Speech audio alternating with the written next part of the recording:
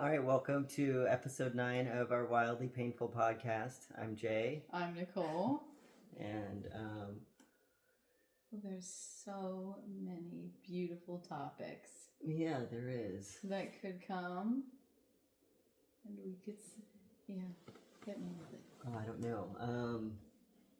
No pressure. Yeah, I was thinking, we could also maybe even continue something we were already talking about. We were already having great conversations. I know. We had 3 mini podcasts over there. You missed them. Yeah. Yeah, exactly. We were talking about manifestation. We were talking about Jesus. What else? Like life. Yeah, life. I've just been to a vipassana retreat. Oh yeah. So you want to talk rich. About how, you want to.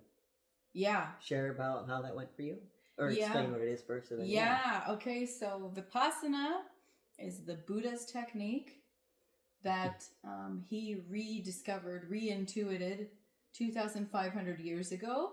And it was passed down, teacher to pupil. There was a big resurgence in his life and after his life for a while, but after that, different interests got involved and kind of corrupted it and polluted it, and most of it was lost. But one country for like so many years, like dedicatedly maintained it in its purity, and then all of a sudden it's spreading again. So it was almost unknown. Like, a lot of people knew about Buddha. There were a lot of Buddhists. There were a lot of Buddhist practices like mindful walking, different kinds of meditation, different kinds of prayer, different kinds of chanting. But Vipassana itself was lost, and it's having an insane resurgence now. So I'm so lucky to be doing it because it's in this lifetime. It's my particular medicine. And it's mostly like, it's a path on how to live your life accompanied by a meditation technique. And the meditation technique has to do with observing yourself in a particular way. You're observing yourself and not reacting. And so you learn different ways of balancing the mind. You learn how to look at the mind. You learn how to like objectively view the mind. Then you learn how to meditate by going through your body at different speeds and observing without reacting. So like wanting more of something or not wanting something, which is the most common, especially when you're starting, because you can sit and then if you try to hold still for a long time and meditate, it's gonna hurt. So you're building like a muscle of like not reacting and accepting, and it helps you in like a ton of areas of your life or whatever. So really has resonated with me because I find that I have a very addictive, imbalanced mind. And over the years that I've been working on it seriously, especially the most recent ones, I've become more stable. And so anyways, I've been doing a lot of these 10-day retreats. And the one I just went to was the Satipatthana Sutta. And it's like a 8-day version of these 10-day retreats instead of 10. But we're going through the lecture of the Buddha. But the technique remains the same. I learned some things, but it was really basically just another 10-day retreat.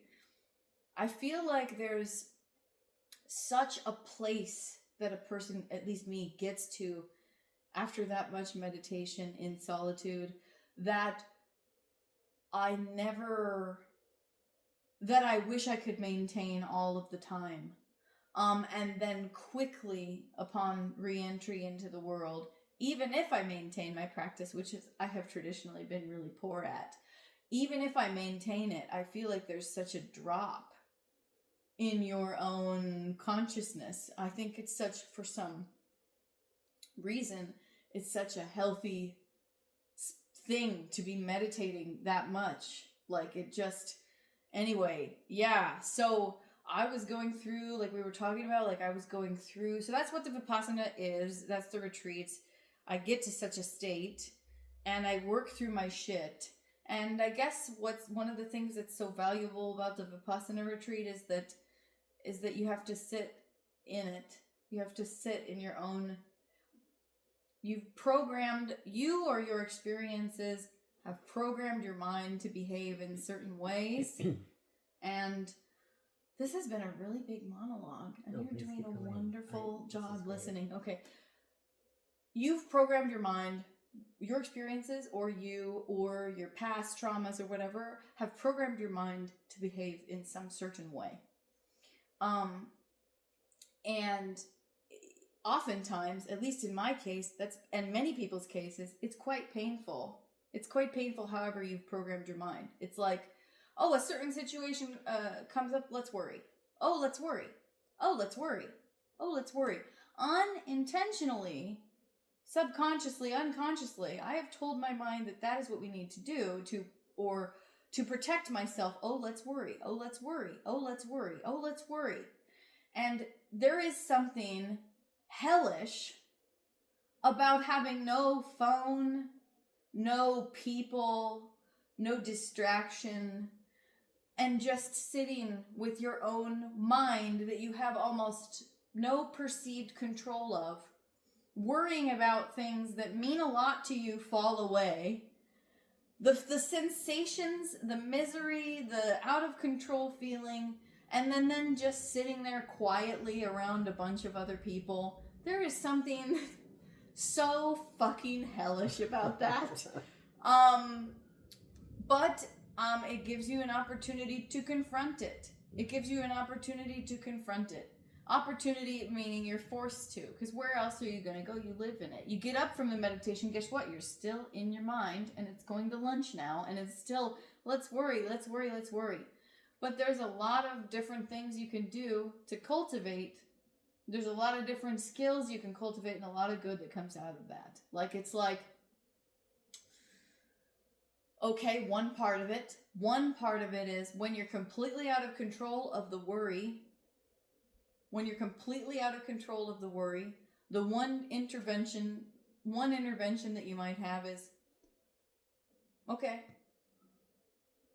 well, what if he leaves me? All right. What if he leaves me? This is your not reactivity. You're not buying into it anymore. All right. Fear comes up, okay?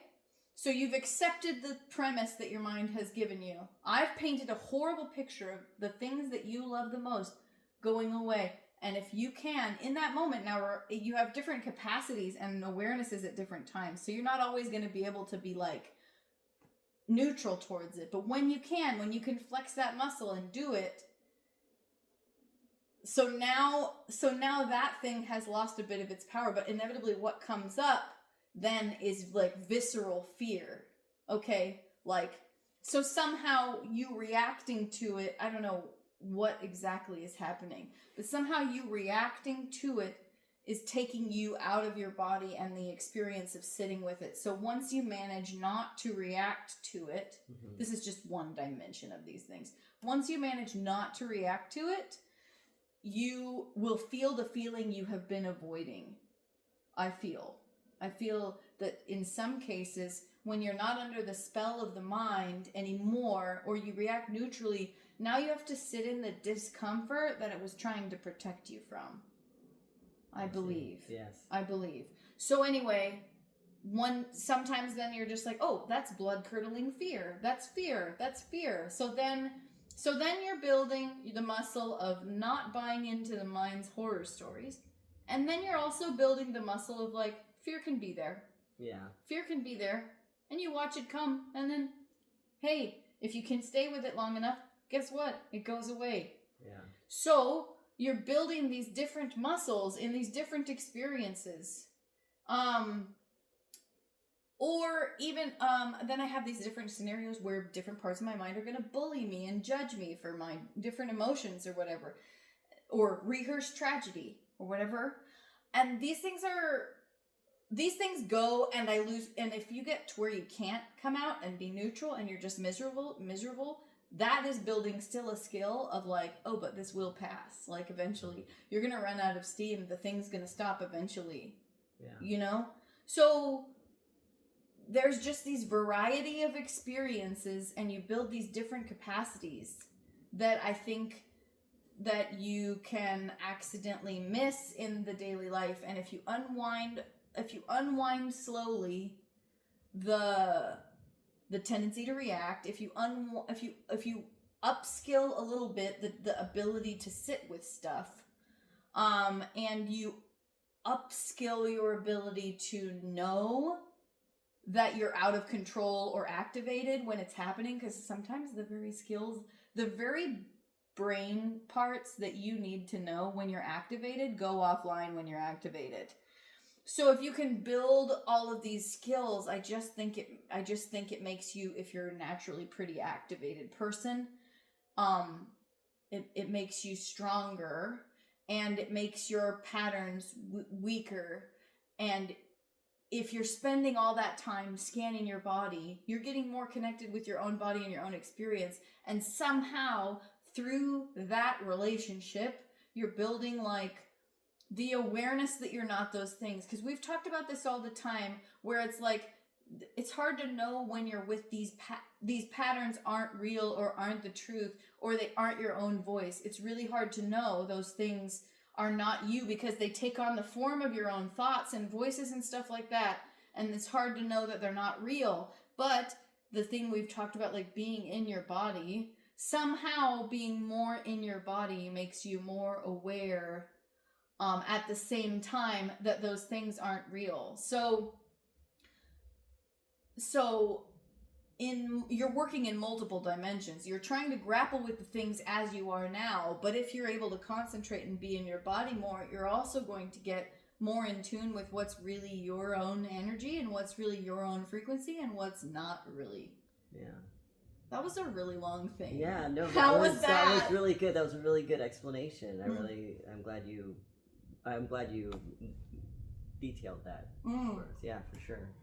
So it's kind of like, would you say it's kind of like similar to like practicing being in the present moment, just in a way to where like our worries are us trying to project a future or prepare or brace for a future, and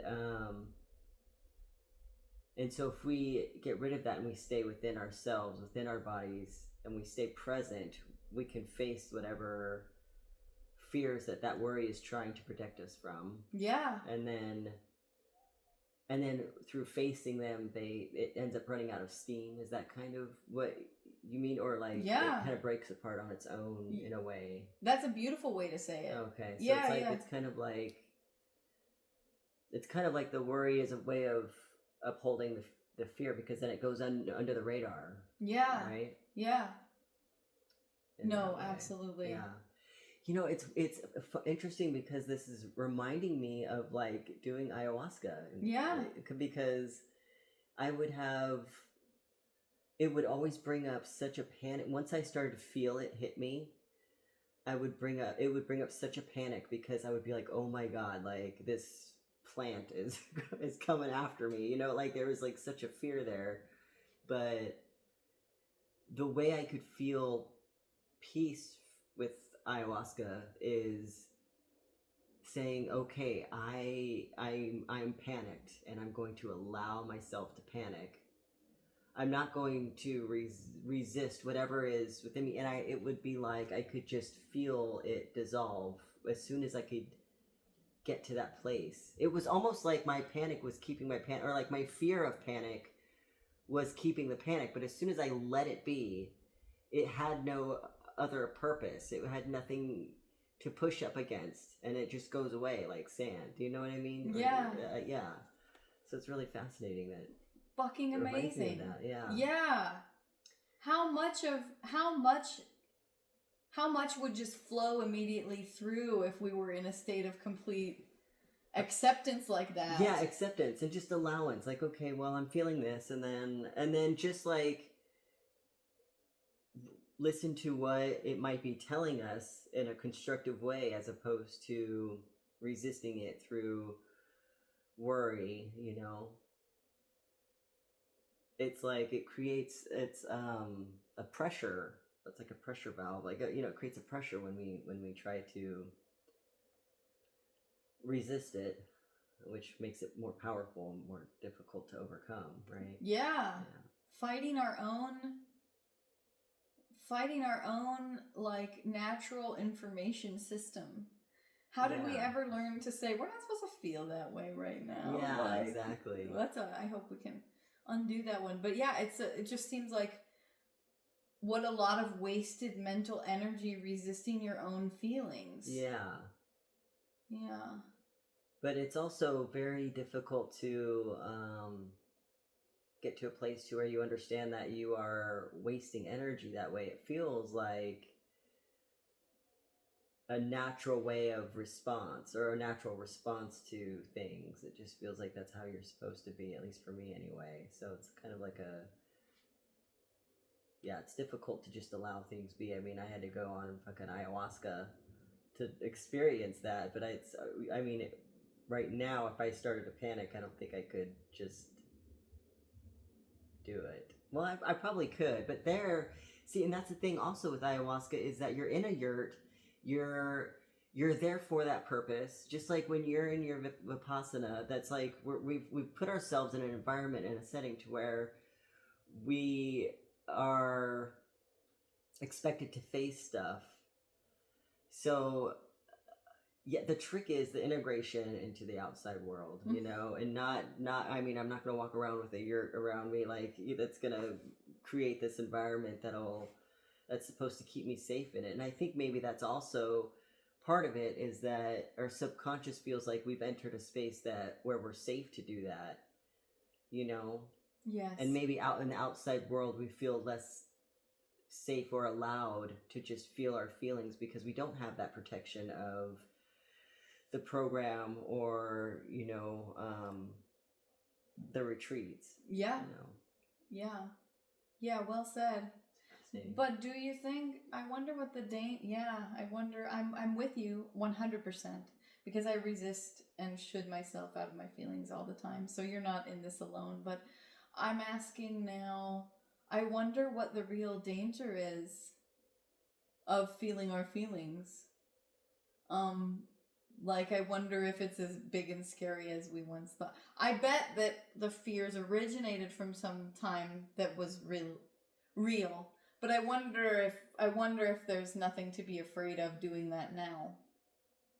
Or is there? You mean feeling our feelings? So you said we're not safe when we leave those environments, and I'm saying you're right, and 100%. But shouldn't we be trying to take them out with us anyway, even if the world's a little different than the yurt or the Vipassana center? Right, that's the... Is there any danger in doing that? I don't think there is, but how do we... I mean, this, and you and I talk about this, often, is that there's no... that's the difficulty in this type of work, whether it's Vipassana, ayahuasca, or any type of spiritual thing where you go somewhere and you try to learn a skill, a coping skill or whatever. And it's like even going, it's like once you get out, like integrating that, the integration is where it's the most difficult. And I think it's certainly safe to integrate, but I don't know why that makes it the most difficult part of the process. Am I understanding your question correctly? Yeah,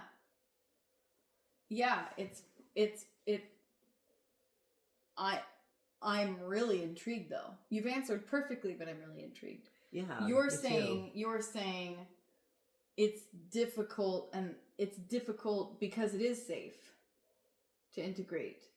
Well, is it safe to integrate in the sense that, let's say we're working on allowing our feelings? Yeah.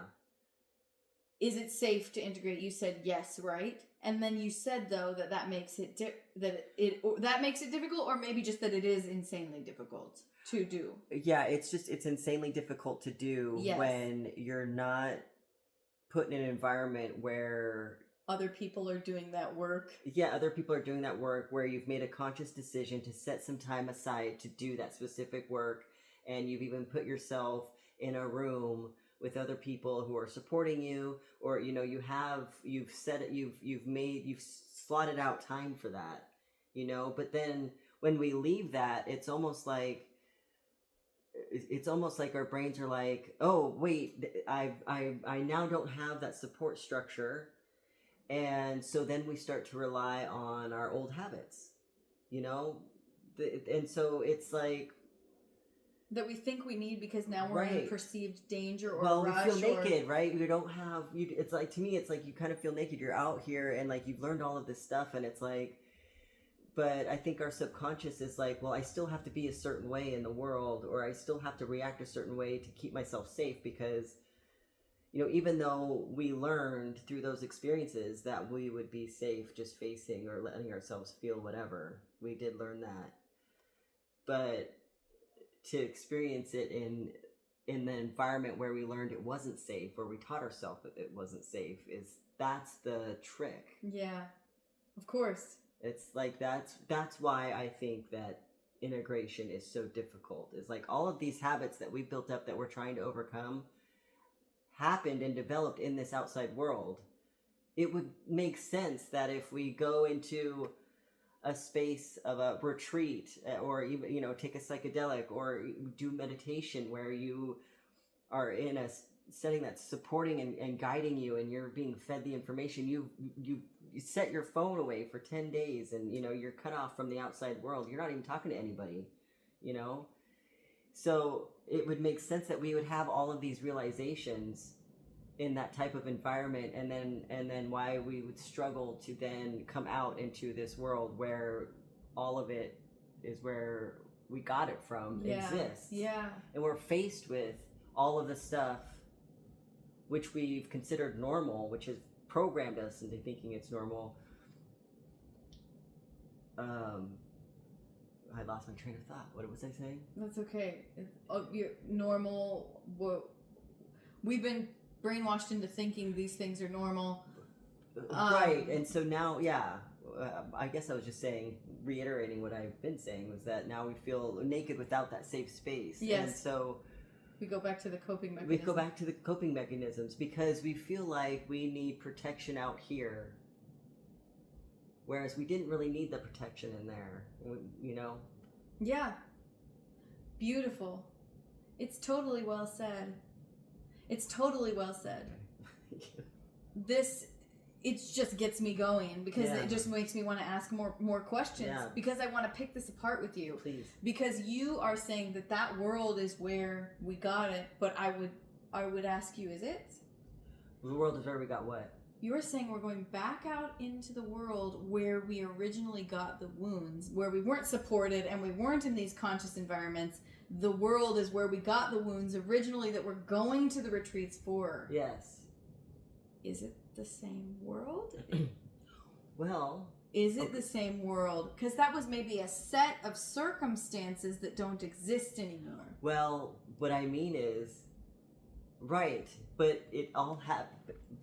Okay, so you're talking about like the original wound, or original wound, or even something that keeps happening over and over again. But even those are individual, fleeting circumstances. Right. So I'm just asking. Only. Yeah, I guess I'm making a differentiation or whatever. Yeah.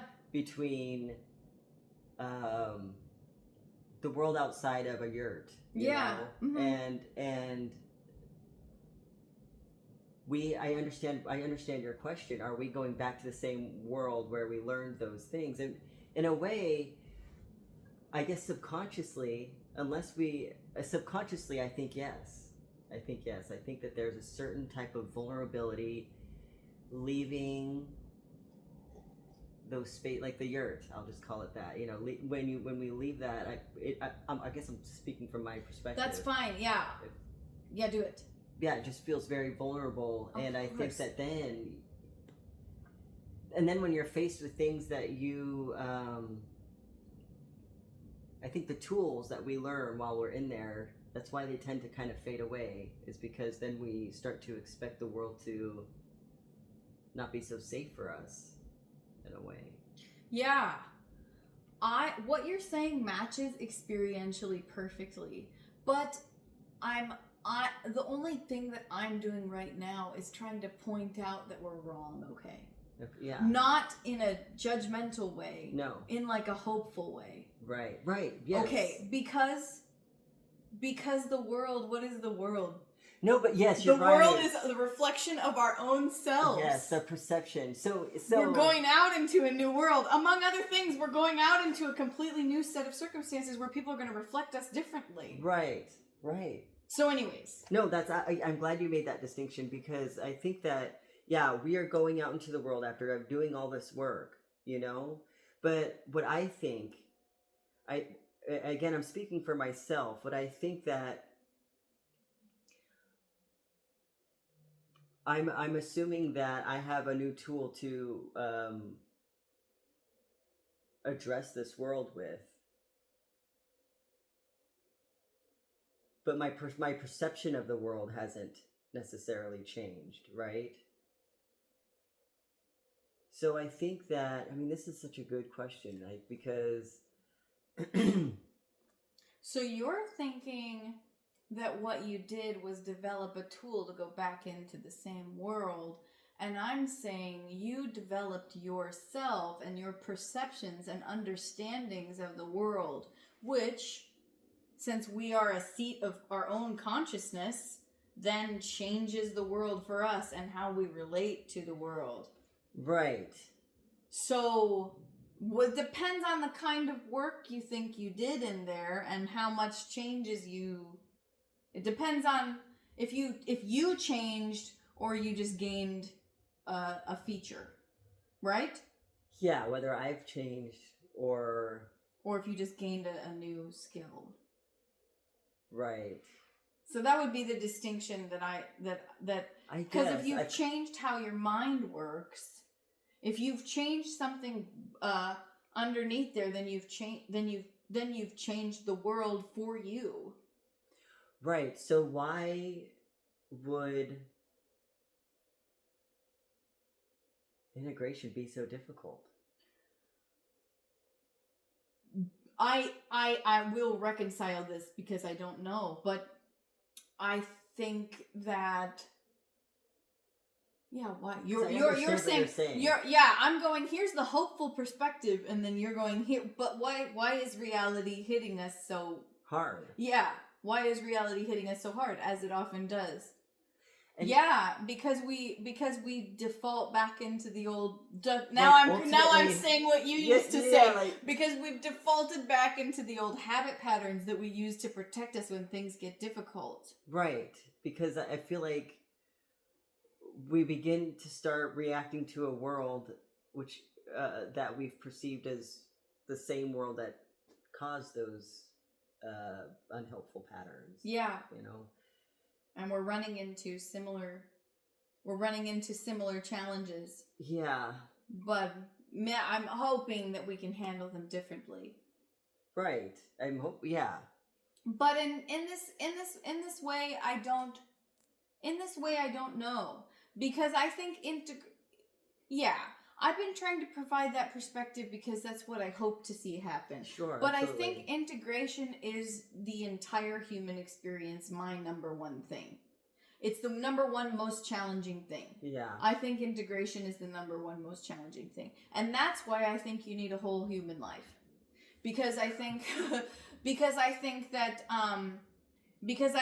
I used to be a person that would do a really intense vipassana retreat and then lose everything completely after. And I'm still like that. I'm just working on it. And I just go to more retreats because I know the work's important, right? That's why I took this whole year off to try to do more retreats. Right. Because I know it's important, and without the fucking structure, I'm not doing the shit.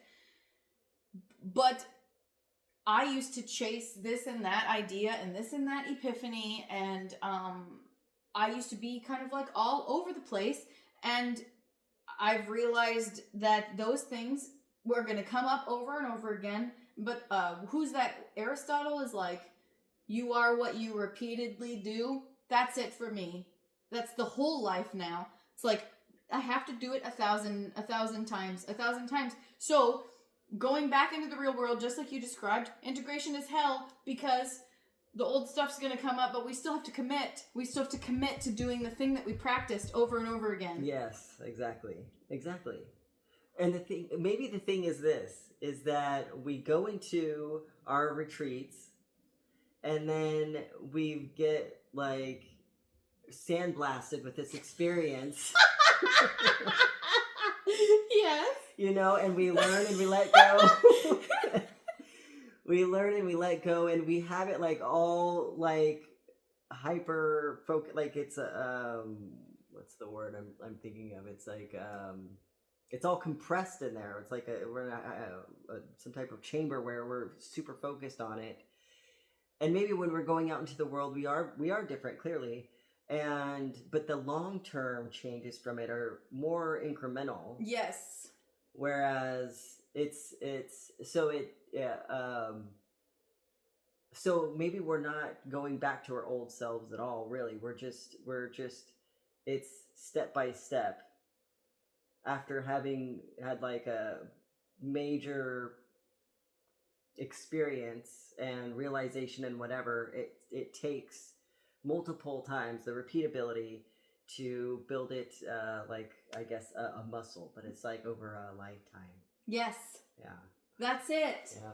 So we did the thing. We went out, saw that the world was fucked up, but guess what? We probably came back because that's our thing. We probably came back to doing whatever we do, Right. to try to develop as a spirit or whatever, Right. or as a soul. And we do it enough times and we make a mess and we Yeah. fuck it up. Yeah. And we do it again. And then, yeah. And you know what? It's just part of the journey. Yeah. Yeah. It's a mess. It's a messy little journey. No, That's it's funny. yeah, no, that's it. That's it. We're just building certain faculties. Non-reactivity is such a wonderful faculty. Yeah. Concentration is such a wonderful faculty. What was the one you were talking about? Surrender. Yeah, accepting, yeah. allowing. You use the Yeah. word allowing. I love that word. It's accepting, allowing. Such wonderful faculties, gonna make life flow so much easier. So these faculties are worth developing even if we fall out of them. And we're going to keep coming back to them. We are. That's our nature. I mean, the memory lives somewhere within us. And, I mean, it's accessible at any point for us, really. Yeah. We could just, it's in our little toolbox. Mm-hmm. That's it. So still, That's it. So good. Love this stuff. Love this stuff. Yeah. I mean, my mind hates it, but my spirit loves it. Does that make sense? My mind used to want big sweeping changes, and anyways, like you're saying. Yeah. It's like, it'd be nice if it was that one moment in time I went to a retreat and then the rest of my life was different. And it kind of was, but not in the linear way that we would want. Yeah. That would make things easy and understandable. Mm-hmm. Yeah. Good stuff. Yeah. Yeah. Saw so many things go by. And even like I'm picking life directions or whatever, and it just like it just helps concentration. Concentration, in the sense Reese used this term with me once. She's like, oh, I think you just need to work on having your mind, body, and spirit all in one time, one place at a time. And I thought that was so beautiful. And that's what you're doing also in the retreats of my concentration. Yeah. Also, because when you gotta make yourself you gotta organize yourself to do anything or whatever. I'm so scatterbrained most of the time. So this thing is so, like, my family calls it ADHD or whatever. I just think we can develop. Anyway, I'm so passionate about all the things that you get to build in there. Yeah. I feel like my mind and I go to a gym. Yeah. I come in with all my stuff ready to do physical therapy, and I have weights, and I don't do a single thing because all of my energy is going to this process, and it's you would be surprised after sitting all day. You would be surprised how tired you would get. No, I imagine. So what is the schedule like? Like, how many hours a day is it that you wake up at 4. Yeah. You meditate from 4:30 to 6:30, and then you eat breakfast and you get a little break. You meditate from 8 to 11. You get a break for lunch. And then you meditate from 1 to 5. Little breaks in there. A little break, and then from 6 to 7 you meditate, and then there's a lecture, and then you meditate a tiny bit and go to bed. Okay. So you're from 4:30 to 9. And one time somebody asked, like, why do you guys do it so early? Like, why? And they're like, continuity. Because you're trying to these habit patterns we're talking about, like reverting to the old habit patterns, happen so easily. So you're trying to at least when you're in the retreat, you're trying to train your mind, so you need to wake up early in the morning. Otherwise at night you might sleep and then your old stuff will get stronger again. So it's interesting. Fascinating. Yeah. And they serve like super healthy, super light stuff. And it's amazing. It really is amazing. And then on the 10th day when you all talk, you're all so open. You have these amazing conversations and you make these friends, and it's really cool. Yeah, it's really special. I think it's really special. It's yeah, I almost I came back and I got burnt out in the real world pretty quick because I was so like passionate and energetic without the energy to back it up, and then I got really fatigued and stuff. Because you go from meditating all day to like a ton of like building furniture and like and then all of a sudden, so it's been a weird ride to readjust, but it was so meaningful. Yeah. I tackled all those patterns and then. Yeah, that's really cool. Yeah. This world is really like an energy sucking mechanism. Yeah. It like requires a lot. It demands a lot of our energy, I think, just to exist in it in a way. Yeah. Or we tend to give it away generally speaking, we just let our energy go to places everywhere. Yeah. Absolutely. Yeah. Yeah, so, absolutely. Yeah, I could see why one would get burnt out fairly quickly coming out of that type of place. Yeah. Yeah. It's pretty good. I'm really into it. And in the retreats, I was like, I need to just do more retreats. Like, it's strange. Yeah. But it's because I can feel the effects. And every day you wake up more. It's not linear, but you wake up more, I don't know, more you every day. Present, maybe? Yeah, incredibly present, not buying into any bullshit. Yeah, it's just you. Yeah. Because you're not engaging with anybody else the entire time, right? Yeah. Yeah, so it's like you have no choice but to be inward. Yeah. Yeah, it's so good. Yeah. Something about the body. I mean, because... Yeah. There is something about being connected to the body that's the whole thing. Because, I mean, what they're trying to help you see reality for what it is. Because, like you and I have talked about, reality gets distorted for us. We start to think that we're these people. We start to think that when people yell, I shrink, or whatever patterns you have, or that the world's not safe, or whatever beliefs or whatever you have. We have all these things built on top of reality. And if you peel them all back, like, they're trying to help you see reality for what it is. And very specifically, they're trying to help you see your subtle body, your energy body.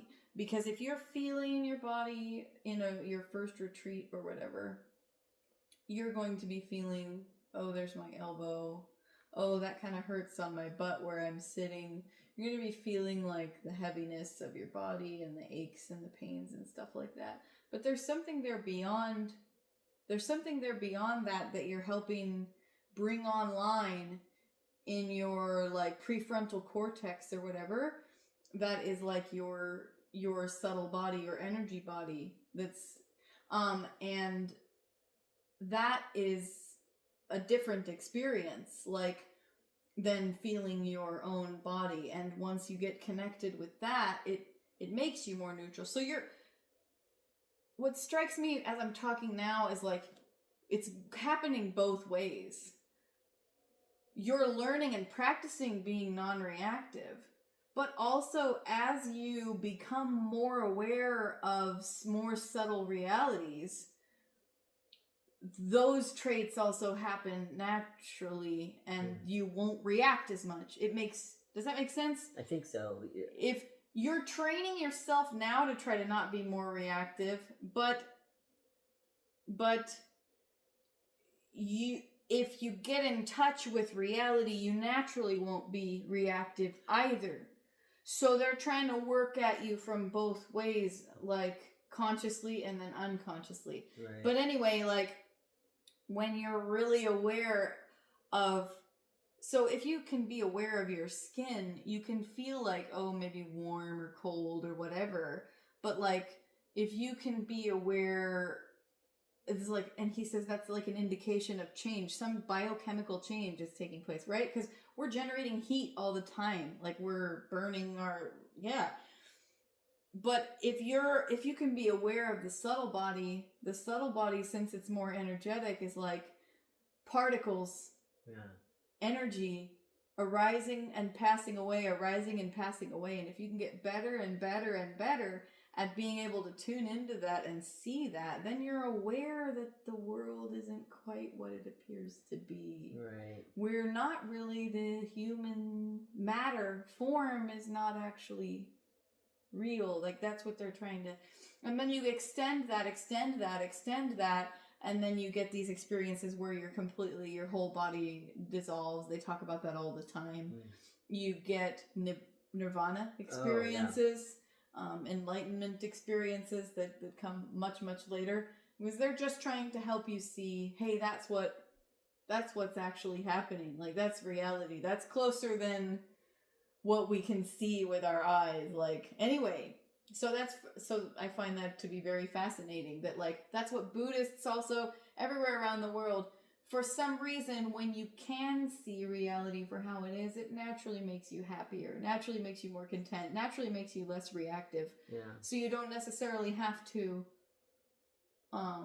be constantly reminding yourself consciously to not react or accept. Somehow being in tune with reality naturally generates these traits also. Yeah, absolutely. Because I think then there's nothing to react to, right? Right. If reality is just being redrawn, like if reality is just being redrawn billions of, and we're all in some illusion or dream or whatever or something, there must be something. Computer program. Yeah. Simulation. Yeah. We're in the Matrix. Yeah. Yeah. So that's pretty cool too. Yeah, it's almost like there's everything's like kind of meaningless, but not in a nihilistic kind of way, but like in a meaningful kind of way. Yeah. Oddly. Yeah. And then I guess they talk about like, okay, like these experiences are something, if somebody's going and having like a nirvana experience, their sense doors close, which is a trip. That means that their eyes stop working. They don't taste anything. They don't feel anything. They're like physical senses. Yeah, their physical senses like shut off and they go into something beyond the senses. Oh. And so that's supposed to be like, hey, like God or love or peace or something. And then I guess that changes you as a person to understand that reality is made of something. Then you just end up with more compassion for people who are stuck in not believing that, I guess. This is what's happening. Right, yeah. Then you just end up helping people. Interesting. Or being more kind or whatever. Yeah. So it's like you're without our physical senses is basically saying us without our physicality, right? So it's just it would be like experiencing your bodilessness and its connection with everything else, which is probably a very enlightening experience. Yeah, I would imagine. I guess. I don't know. Fascinating. Right? Yeah. Sounds like a DMT experience or something. Right. Yeah. But they talk about that all the time in there.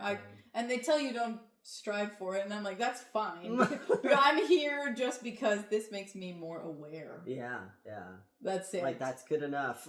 You should see me a year ago, and then we're doing pretty good. Yeah, so it's like, and I had a dream like that. Did I tell you about that? No. I had a dream. Okay, so somebody told me about the, like, sense doors thing, and to, like, further illustrate my point, like, this Japanese teacher that I met in Bali, he said, like, yeah, like if someone's in Nibbana, and they're meditating, you could lift up their eyelid and shine a flashlight in their eye and they won't react. Oh. Because they're not connected to their senses. Yeah, for however long they're in Nibbanic state, they're not going to be connected to their senses at all. And I couldn't, all night I was like thinking about that. And I like went to bed thinking about that. And I had this dream where I was telling this teenage boy about what the teacher said, and he's going, oh, amazing, and he's like running around, and like there was this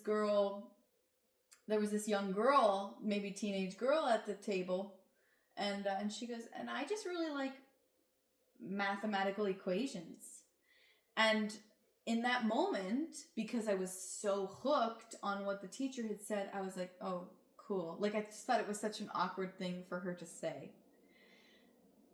Yet, lo and behold, when I wake up in the morning and look up mathematical equations in our dream framework, it means expanded awareness. Yes. And so here I am shitting on the very reason I took on Vipassana for this high and lofty later goal. Right. So it made me go, okay, every time I might want to pursue or get excited or not like where I'm at, I need to remember that every moment you spend in your body, for better or for worse, it's expanding your awareness of the now, and that's freaking important. Absolutely. We're talking about being present. That's everything. Just, what is presence? Like, you're just in it now and you're fully with your experience. Right. That's it. Whatever's going on right now. That's it. So, yeah. It's good shit. That's a pretty cool dream, though. I'm glad you like it. Yeah, it's a nice when the dreams kick your ass and go, man, why don't you settle it there, pal? Yeah, that's a good one. Yeah.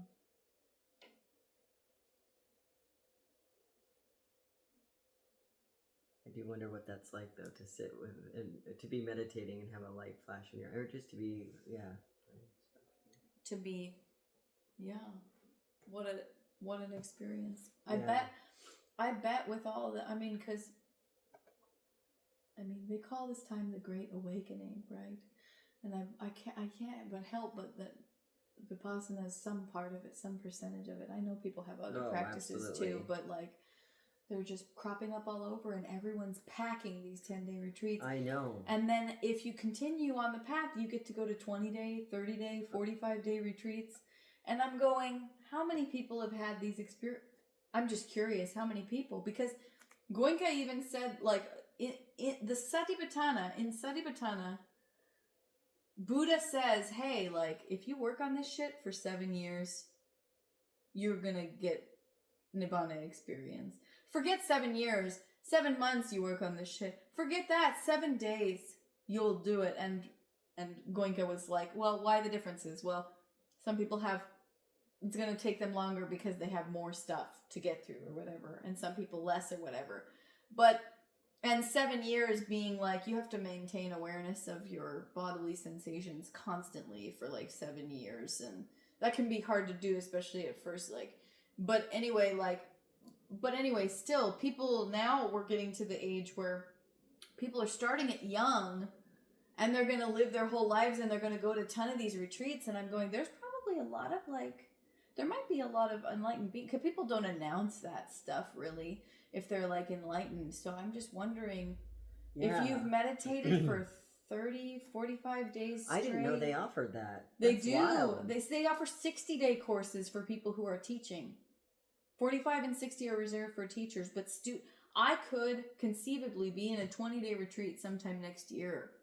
And then after that, I could conceivably be in a 30-day retreat, which would be insanity. Do you think you would do that? At least a 20? Have you considered it? Yeah. Yeah. Yeah, I was trying. That's one of the main reasons that I took the year off. It's like, maybe I can get myself to where I could end up after 2 years, because you need 2 years of continuous practice, and if I had maintained my practice, I'd already be ready now. But since it's been a little bumpier road, they want you to be really solid, because in a 20-day, a lot of shit is going to come up, and it's going to be a long time. But yeah, I definitely, I'm a little daunted by the experience. I'm a little daunted because it always feels like it's always been like quite an emotional roller coaster even after 10 days. And so yes and no, like I'm learning to appreciate how long that time period is. Yeah. But I also feel sometimes like I'm just getting started in a 10-day and that I'm really making progress because you get into a rhythm with the food and the schedule and the meditation. You get the superficial crap out. You get better and better and better at focusing. The muscle gets stronger and stronger and stronger, and then suddenly it's over. So I often think about that 20-day like very fondly. Yeah, that's what I was gonna ask. Was if at the end of the 10 days, are you like just glad that it's the 10th day and you're happy to be out, or if you're wishing you could stay longer, or is it kind of a mix depending on the experience? Or It's a mix. yeah. Meta day is always really scary because can you imagine not talking to anybody and then now you want to go be social and talk to strangers or whatever? Like, yeah. It's always quite stimulating. I'm getting better and better at it, but it's always quite a lot. So in that sense, sometimes I'm scared on the last day. Anyway. But yeah, I don't know. Sometimes I do find myself wishing I could keep going. Yeah, because I'm like, it's coming up. I can feel it coming up. It's so gratifying. My mind is unruly, but my mind loves this shit. It really does. When there's two ways that my thing likes to have, like, so sure, I have a lot of thoughts and emotions that come up, and like we were talking about, those things can be hard to grapple with. But sometimes, if I can ignore them properly, they come up as an itch, like an insane itch, and then if I ignore it, it turns up the volume. And then if I can continue working, it turns up the volume even more. And you have to keep ignoring it, but then it passes away, and then I just lost emotional weight. Or it'll come up as an ache or a pain or whatever, and my mind, for whatever reason, is able to be more present when it knows that it's doing good shit. And so when there's feedback, so anyway, when I get into those grooves where it's like, oh, I had a good itch today, and I didn't scratch it. Yeah. And then those faculties are building, so my mind is like, yeah, I like this shit. So in that sense, I'm like, I feel like I'm ready for a 20-day. But in other ways, I find it really unanchoring to not talk to people, and I think I can get really lost in my head and experience, and then on Meta Day, when I do have those landing experiences, I'm really relieved, like I've just escaped some sort of like mental prison or whatever. Yeah. So I don't know. This meditation is amazing, no doubt, but but I think humans are hardwired for connection. Yeah. And I kind of think that not talking to anybody is there's a chance that I'm working through good stuff, and I think that happens, but then I also think there might be chances that sometimes I get a little bit ungrounded in like maybe a manic way or a delusional way, if that makes sense. Like the mind uses other minds almost to discern its own, I don't know, like sometimes I talk to somebody for a few minutes on Meta Day and go, oh, I was really crazy there for a while. But now that I'm talking to this person, there's that sense of grounding. Does that make sense? Yeah. Does that make sense? So, I don't know. Yeah, I don't know. Yeah, absolutely. I think you're right. Like, I wonder if there's, I mean, yeah, I totally agree with you that I think we're meant for connection, like, at our core, you know? Mm-hmm. But the meditation retreat, I also see the absolute value of like going inward and not having connection for however long. Yes. Oh God, yes. Yeah, like I feel like that's kind of like you kind of have to do it that way to really, get to a meaningful place, like to really dig in. 100%. Yeah, but I could see how 20 days would seem like a whole lot. That's doubling the time. You're not like incrementally adding a day every few, I don't know, retreats or something. Right. Yeah, no, absolutely. No, you're right. We have to be away from people too, though, because we'll people please. Our patterns are so fucking present with other people that, like, if there were people around, then we'd just be reinforcing the patterns. Right, yeah, exactly. Yeah. It's fascinating. Yeah, it's good stuff. And I know that you've had these experiences too, but in different modalities. But it's like, yeah, I'm really grateful to get you in there. And I come out and I'm like goofy and happy and connected and appreciative of my parents or whatever, and I see the good, like it just removes a layer. It removes so many layers of crap. Like my dad was hammering something and I started singing, if I had a hammer, and then like none of them bought into it, and like rather than be like self-conscious or bummed out, it just made me commit more because I enjoyed that I was annoying them and then I did it more, and then it made me, and I'm going, that's refreshing, because usually I make myself sometimes like smaller or something. Anyway, there was goofiness, and you were just owning it because you wanted to sing and you didn't need them to buy into it, and so in fact the fact that they weren't made it better. Annoying people. Yeah. Let's never forget, as people that get shy, annoying people is so good. Yeah. It's refreshing in its own way then, because it's just like the I don't give a fuck attitude. Yes. Yeah. Yeah.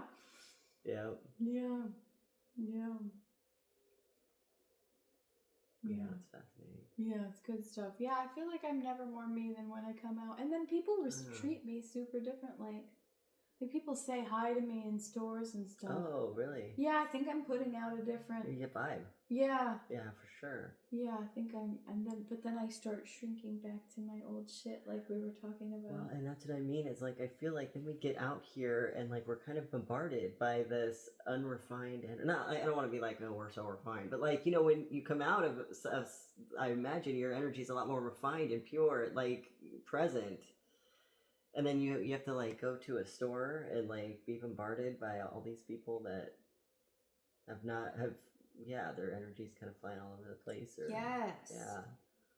Bro, so, walking into a Fred Meyer after a retreat is like horrifying. Is it like vulnerable? Yeah, does it give you like, I don't know, is it like a certain type of dread? Is it like anxiety inducing, or is it like just, do you prepare yourself before you do, like how what's that like, I guess? I it's different every time, but this time when I went to Fred Meyer with my mom, I was feeling very exposed in the belly. Oh. I was thinking that there were going to be a lot of sensations in the belly, and that they were going to surprise and overthrow me, and that they were going to be from other people or conflict or just rushing or pressure. And it wasn't so bad, but I remember feeling viscerally vulnerable in the middle. Oh, yeah. Just by going around and being around this environment. Yeah. So that was terrifying. Yeah. I was like, let's go the fuck home. Even I did like when you snap at someone, like your mom or whatever, or anybody, you snap at someone because you're overstimulated. Even just no one really talked to us. It was totally chill, but even just being in the grocery store for 20 minutes and oh my god, I don't know. Yep. Does it make you want to do any immersive things again, like work when we talk about it, or is it just fun to just talk about? I don't know. Sometimes I do. Yeah, I think so. But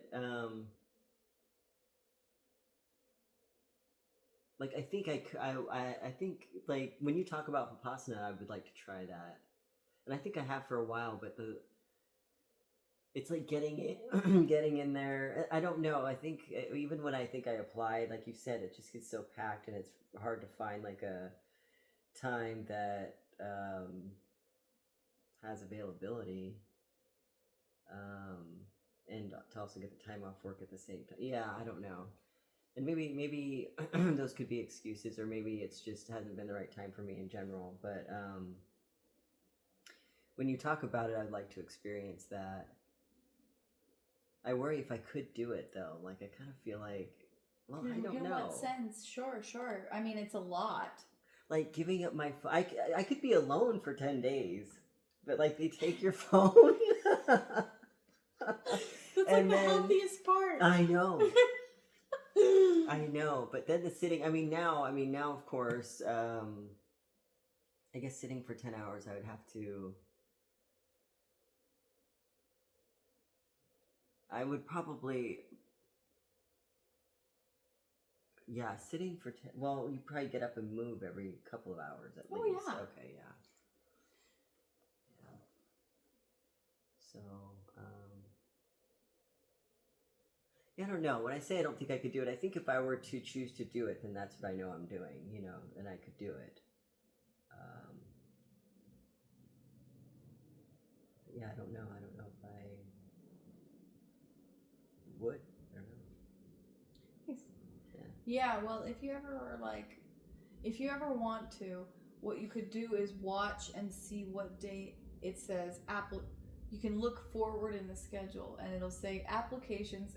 There'll be open ones, but they'll likely be full, like we've talked about, like it's hard to get in. Yeah. But you could see one and it would say applications accepted starting on this date, and then on that very date only you could go. And if you ever wanted to do that, I could try to serve the course that you're in. That doesn't mean that I'm going to be able to talk to you. Right. Even in the day 0, I can talk to you, and meta day, I can talk to you. But that doesn't mean that I'll be able to even talk or look at you. But you could at least look up in case you're really struggling and see a familiar face and know that you're going to talk to me on day 10. Yeah. So, like, I don't know if that's interest to you, but sometimes when people are scared to go, their friends will offer to serve for them or whatever. Yeah, and then you'd know that I'd be making your food and stuff. Oh, yeah. So if you ever, cool. yeah. So if you ever did one, we could do that too. But yeah, it's not. I'm not gonna pretend it's gonna be easy, but I can promise you that if you work as hard as you can, you will come out lighter. Yeah. Like for whatever, when you talk about the sitting on your first course, especially, you're gonna be like, "Fuck, why does my back hurt so much? I know it would hurt a little, but it would hurt a lot." Your shit is coming up and manifesting itself as pain, and you don't think it. You're just like, "No, it's from sitting all day." I promise. It's pain. Yeah. It's your old patterns and junk and garbage. You're working properly, and you've never worked before like this. So there's going to be a lot of easy, low-hanging stuff that's like, okay, well then we don't need this or this or this or this or this or this or this. Let's let it all out, and it'll just hurt like a motherfucking bitch. And the more that your thing fights you, the more you're doing it right. I watch myself isolate. Well, in early courses, I'd be like, I want to kill myself. I want to kill myself. I want to kill myself. This mopey. To like the other extreme of like panic. Oh, I want to kill myself. Panic. And I'm going, both things can't be true. You know what I mean? Yeah. The mind's like, at first I'm like, oh, that must be truly how I feel. Like, I must really, truly want to kill myself. But if 5 minutes later I'm either happy or panicked or distressed or ruminating about something completely different, I'm going, okay, maybe these aren't emotional states. Maybe the mind is just trying different strategies to get me not to do the work. And you'll find that all the time. Like, it's like, now I'm thinking again, oh, now this is the next creative project that I want to do. It's like all of these are, like, you might have creative downloads in there. I probably do, but like, when you get so absorbed in them, it's like, oh, I wasn't watching my body at all, and that's what I came here to do. And so it's almost like you were tricked out of it. The mind doesn't, I don't think, want this work to be done or something. That's what I figure, because it fights you, and the harder it fights you, the better you're doing at it, which sucks for you. Yeah. Well, because it's like I feel like the mind thrives off not being in the present moment. That's how it knows itself, is by worrying about the past or projecting into the future or planning, or you know what I mean? Yeah. So it's probably just like trying to keep itself alive. It feels like a desperation, like it will do whatever it can to trick you into keeping its identity in a way. Yeah.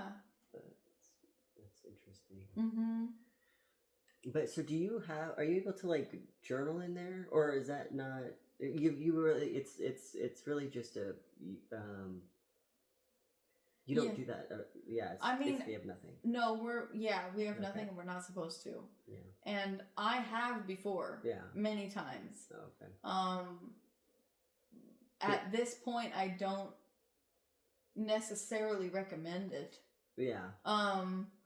But I can understand. I can understand why people do, because without the noise and a little more connected, you might get. I'm thinking of like the insights or like the stuff you want to record or whatever, you know. But I could see it being kind of a distraction also in a way. Yeah, if you're really disciplined, like what I do is try to keep it short. What I do is try to, if I really feel like I need to do some stuff. But guess how many times I've come back to it? 0, yeah. So you might think that it's really important in the moment, but it might be another trick of the mind. Yeah. But you might have to be the judge of that. But I'm telling you, these minds are trying to trick us out of doing the work. Yeah, no, absolutely. That makes sense. But anyway, so if you ever decide, you know, like let me know what your ultimate opinion is. But I've never gone, things have felt really important and I've written them. And I've maybe sometimes I've visited like at the end to like remember what my journey was like. But I hardly ever revisit. Yeah, and it was hardly ever like as high as I thought it maybe to be in that moment. Yeah.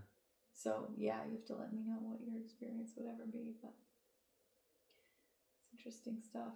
Yeah. So then I don't know true creative. I don't still have that discernment to know true creativity from avoidance.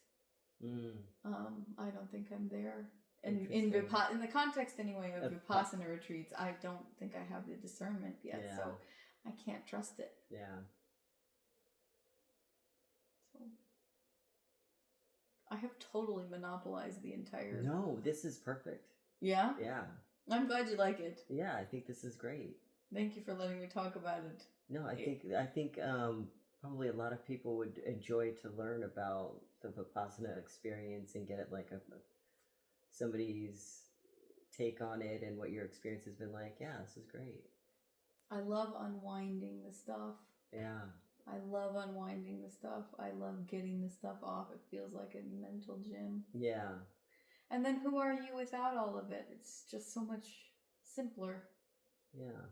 So much simpler. I think you can get really lost from life. In my experience, you can get really lost from what life is really about, and you can get really tangential. And then if you unwind, I think it just makes you makes you show up as more who you are. And I think that there's a lot of practices like that, and there's a lot of things like that. But I'm so happy I found my thing. Yeah. Oh, I just now I have to do the weird thing and like balance life with it, like practice it, but still we have to do the integrating part. Boring. We just talked about this cool thing, but now I have to integrate it. God. Like practice. They want you to practice 2 hours a day. Can you believe that? Yeah. It's a lot, right? Yeah. In one chunk, or does it matter? A morning and evening, 1 hour. Okay, yeah. Yeah. Well, I remember a couple years ago, I think before you started your travels, you were pretty good about keeping your schedule. I mean, we'll see. We'll try Yeah. it. We'll try But it. you know what? And if not, it's fine too. Fuck it. Yeah. I think you've done a lot of work in there, and it's changed you, like every other retreat has. So nothing is lost. Nothing is truly lost. Yeah. But I want to see if I can be consistent what the faculties can become. Yeah. Can you imagine? You keep practicing the compassion every day, keep practicing the non-reactivity, the acceptance. What happens then? I want to see them all fucking jacked out. Seriously. Yeah. Yeah, and it translates to, lots of areas of life. Yeah, like every area.